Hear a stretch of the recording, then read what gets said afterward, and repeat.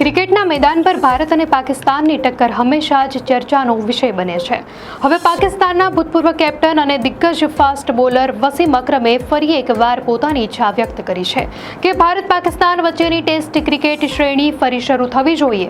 અકરમનું આ નિવેદન એવા સમયે આવ્યું છે જ્યારે એશિયા કપની ગ્રુપ સ્ટેજમાં ભારત અને પાકિસ્તાન આમને સામને આવવાના છે. પરંતુ પહેલગામ આતંકી હુમલા અને ઓપરેશન સિંદૂર બાદ આ મેચનો બહિષ્કાર કરવાની માંગ ઉઠી છે.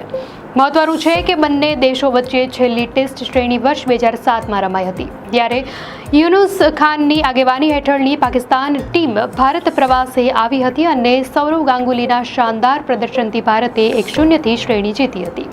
રમત મંત્રાલયે સ્પષ્ટ કર્યું છે કે દ્વિપક્ષીય શ્રેણી હવે શક્ય નથી, પરંતુ એશિયા કપ જેવી બહુરાષ્ટ્રીય ટુર્નામેન્ટમાં ભારત ભાગ લેશે.